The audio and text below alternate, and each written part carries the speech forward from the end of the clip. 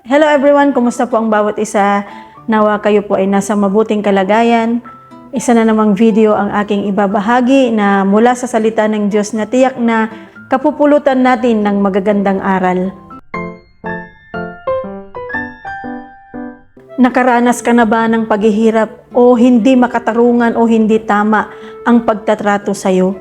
Sa video na to ay aking babahagi ang buhay ni Joseph na kung saan ay dumanas siya ng maraming mga paghihirap at nawalan ng katarungan.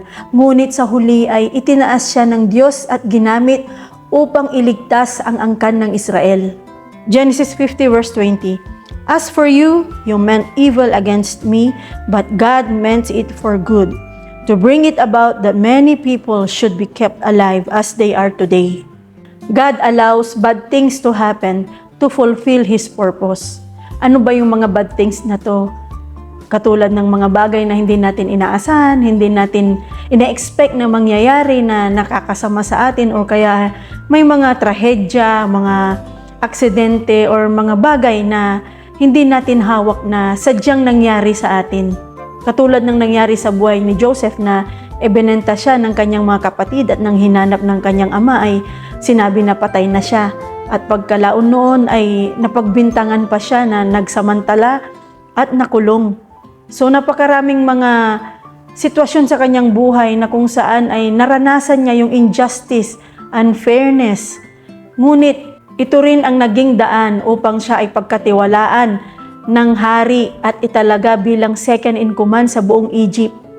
Maaaring nakaranas ka na rin ng mga injustice, unfairness, na kung saan ay gumagawa ka naman ng tama, wala ka namang dinedehadong tao, pero bakit may nangyari pa rin na ganun? Hindi naging tama yung pagtrato sa'yo, naging unfair, ramdam mo na hindi ka nire-respeto or inaabuso yung kabaitan mo.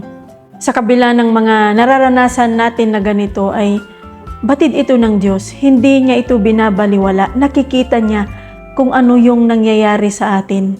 Maaring naman yung mga bad things na nangyari ay yung nagkaroon ka ng malubhang karamdaman na akala mo ay napakalusog mo, yun pala ay mayroon ka na palang sakit. Nawalan ka ng pangarap, nawalan ka ng mga mahalagang bagay sa buhay. Ang lahat ng mga bagay na ito ay alam ng Diyos at mayroon siyang ginagawang mabuti sa kabila ng mga mahihirap na sitwasyon na pinagdaraanan natin. Nung ako'y kabataan pa lang ay nagkaroon ako ng malubhang karamdaman at parte na rin ito ay ang aking kapabayaan sa aking kalusugan. At muntik na akong mamatay dahil napakalubha na pala ang aking karamdaman. Ngunit ito rin ang naging daan upang ako ay makakilala sa Diyos at naranasan ang kanyang kagalingan at kalaunan ay natanggap ko ang kanyang katawagan sa aking buhay. God can turn our trials into triumphs. Ano man yung pinagdadaanan natin, mayroong reason yan. Kayang-kayang baguhin ng Diyos ang ating buhay. Kayang-kaya niyang baligtarin ang sitwasyon para sa ating ikabubuti at para sa kanyang mga layunin. May kinakaharap ka bang paghihirap or pagsubok? For sure, may ginagawa ang Diyos at para yun sa kanyang layunin sa buhay mo.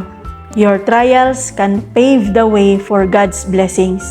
Ang mga pagsubok o paghihirap na iyong dinaranas ay maaaring maging daan upang ito ay maging pagpapala para sa iyo at para sa iba.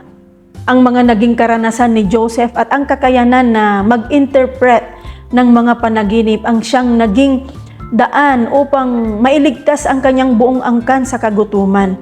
So yung pagmamaltrato nila noon kay Joseph ay nagresulta ng pagpapala para sa kanilang buong angkan. I believe naman na halos lahat tayo ay maraming nakaka-relate dito na halimbawa yung mga magulang natin, mga mahal natin sa buhay na matagal silang nagtiyaga, nagtiis, naghirap, maaring dito sa Pilipinas o sa ibang bansa para lang mabigyan tayo ng magandang kinabukasan, mapag-aral, magkaroon ng maayos na trabaho. So yung mga paghihirap nilang yun ay nagdulot yun ng pagpapala sa atin. Kaya wag natin silang baliwalain, i-honor natin sila, pahalagahan natin sila. Kung darating man yung panahon na sila rin ay nangangailangan, wag tayong magdalawang isip. No? Maging bukal din nawa sa ating mga puso ang tumulong sa kanila. Dahil sila ang naging instrumento ng pagpapala ng Diyos sa ating buhay. So of course, dahil rin sa kanilang pagsisikap, sa pagtsatsaga, ay sila rin ay pinagpala ng Panginoon. At tayo rin ay nakinabang doon sa mga pagpapalang yun. Ang pangatlo is, forgiveness will set you free. Ang pagpapatawad, ang paghingi, at pagbibigay ng tawad ang siyang magpapalaya sa atin.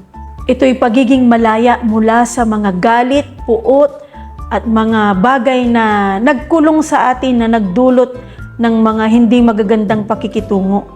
Gaano man kasakit ang naidulot nito sa atin, kung tayo ay pipiliin natin na magpatawad, ay magkakaroon ng kalayaan ng ating puso't isipan mula sa mga sakit ng damdamin, mga sakit ng kalooban, at magkakaroon tayo ng kagalingan at kapayapaan. Isa sa napakagandang illustration ng pagpapatawad ay ang naging totoong karanasan ni Corrie ten Boom noong Nazi regime. Si Corrie ten Boom ay author or may akda ng The Hiding Place, at mayroong isang pangyayari sa kanyang buhay nung pumunta siya sa Germany noong 1972 sa isang church na nagsishare siya about sa pagpapatawad. At sa hindi niya inaasahan ay nakita niya ang gwardiya noon sa concentration camp na kung saan ay siya at ang kanyang kapatid ay nakulong at yung kapatid niya ay namatay.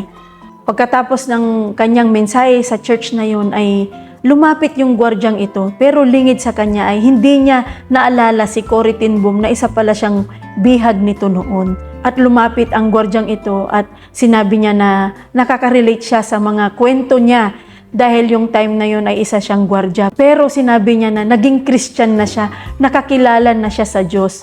At ganun nga ang sumunod na pangyayari, ang gwardyang ito ay inihabot niya ang kanyang kamay kay Corrie ten Boom at sinabi na, "Will you forgive me?" At sa loob ni Corrie ten Boom ay nanalangin siya sa Diyos at sinabing tulungan siya na siya ay magpatawad.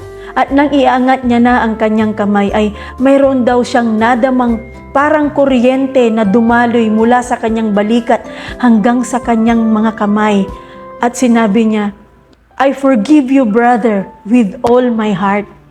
At doon ay dumaloy ang kanyang mga luha at naramdaman niya ang pag-ibig ng Diyos na dumaloy sa kanya patungo sa gwardyang ito.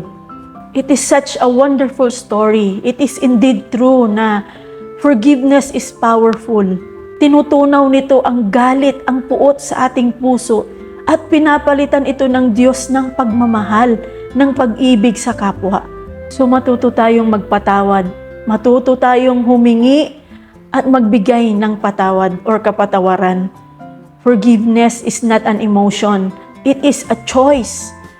Pipiliin mong magpatawad dahil ang Diyos ay mapagpatawad.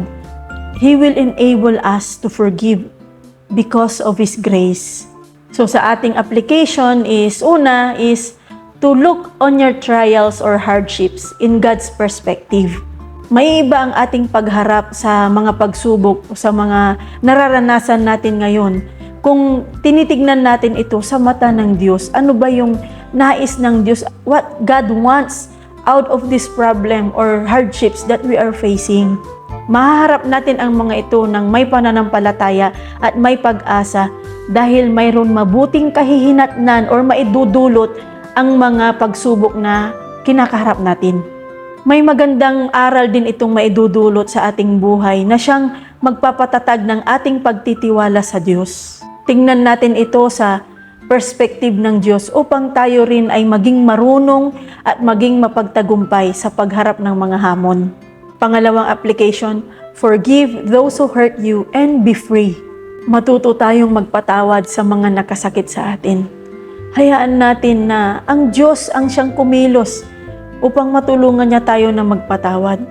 Magagawa natin magpatawad kung ang puso natin ay puno ng pagmamahal sa Diyos. Kung nahihirapan tayong magpatawad, humingi tayo ng tulong sa Diyos dahil yung grasya niya ay laging sapat. Tutulungan niya tayo upang mag-release ng forgiveness sa mga taong nakasakit sa atin. At ang pangatlong application is, be faithful or remain faithful in everything that you do.